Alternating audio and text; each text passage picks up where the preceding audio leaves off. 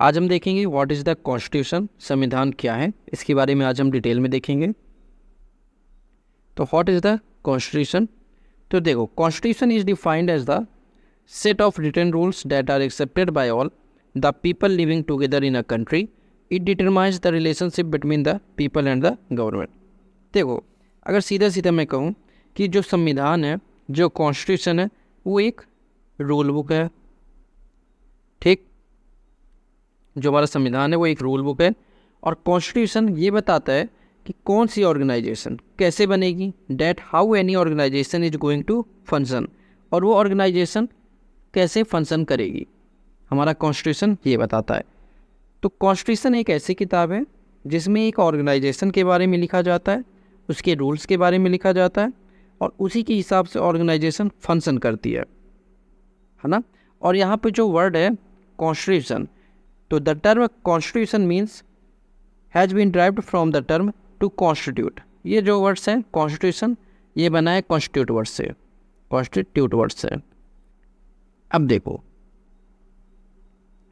जो हमारा संविधान है, जो हमारा कॉन्स्टिट्यूशन ऑफ इंडिया है, तो uh constitution is a set of rules, set of rules which help in the effective and efficient functioning of any organization, है ना।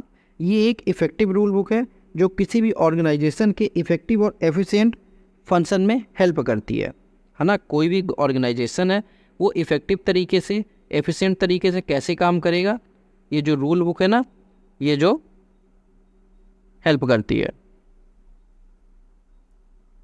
This constitution ensures rule of law in the country. Rule of law means जो भी government, देखो जो भी government power में आए, चाहे देखो चाहे मोदी जी आए या चाहे कोई भी गवर्नमेंट पे आए, पर उनका रूल नहीं होगा। रूल होगा किसका? हमारे कॉन्स्टिट्यूशन का, है ना। रूल हमारे संविधान का होगा। तो चाहे कोई भी बने देश में, रूल किसका होगा? कॉन्स्टिट्यूशन का होगा, लॉ का होगा। जो कुछ कॉन्स्टिट्यूशन में लिखा है माना वही जाएगा। ठीक है, एक बार और इजी लैंग्वेज में समझ लेते हैं कि सीधा सीधा है, कॉन्स्टिट्यूशन एक रूल बुक है। कॉन्स्टिट्यूशन ये बताता है कि कौन सी ऑर्गेनाइजेशन कैसे फंक्शन करेगी। ठीक, और इसी में यही लिखा हुआ है इफेक्टिव और एफिशिएंट तरीके से कैसे काम करेगी, कॉन्स्टिट्यूशन में लिखा हुआ है। इससे हेल्प हो जाती है किसी भी ऑर्गेनाइजेशन को परफॉर्म करने में। अब देखो, क्या do we need to written constitution, क्या हमें आवश्यकता थी कॉन्स्टिट्यूशन लिखने की? तो देखो, दो तरह की जो तो हमारे पास है, दो तरह का कॉन्स्टिट्यूशन है। एक रिटन फॉर्म में है जो कि इंडिया, यूएसए जैसी कंट्रीज यूज़ करती हैं, और एक अनरिटन फॉर्म में है जैसे कि ब्रिटेन। ब्रिटेन में जो है कॉन्स्टिट्यूशन नहीं है। ऐसा नहीं है कि कॉन्स्टिट्यूशन नहीं है, वहाँ संविधान नहीं है, पर क्या है, उनका जो कॉन्स्टिट्यूशन है ना, वो अलग अलग जगह पर है ना, कंपाइल्ड एक जगह पर नहीं है, जिससे हम कह सकते हैं कि भाई अनरिटन है ब्रिटेन का। ठीक, लेकिन जो हमारा इंडिया है, यूएसए है, वहाँ रिटन जो है, रिटन कॉन्स्टिट्यूशन है। अब देखो, हमें आवश्यकता क्यों है ना, हमारे कॉन्स्टिट्यूशन को आवश्यकता क्यों है रिटन कॉन्स्टिट्यूशन की? तो देखो, रिटन कॉन्स्टिट्यूशन की एडवांटेज जो है, तो clarity in the distribution of power. जो पावर है ना, उसके जो डिस्ट्रीब्यूट हो रहा पावर, उसके लिए क्लैरिटी है। देखो, जैसे हमारे यहाँ पार्लियामेंट है, एग्जीक्यूटिव है, और जुडिशरी है ना। तो इनकी जो पावर है उसको डिस्ट्रीब्यूट करने के लिए क्या है हमारे पास? डिस्ट्रीब्यूशन के लिए क्लैरिटी है। और जैसे गवर्नमेंट है कैसे फंक्शन करेगी हमारी, उसके लिए भी क्लैरिटी है। तो रिटन कॉन्स्टिट्यूशन से ये फ़ायदा हुआ कि पावर का और गवर्नमेंट के फंक्शन के लिए हमारे पास क्लैरिटी है, साफ साफ हमारे पास लिखा हुआ है कौन कैसे परफॉर्म करेगा, किसका क्या काम है।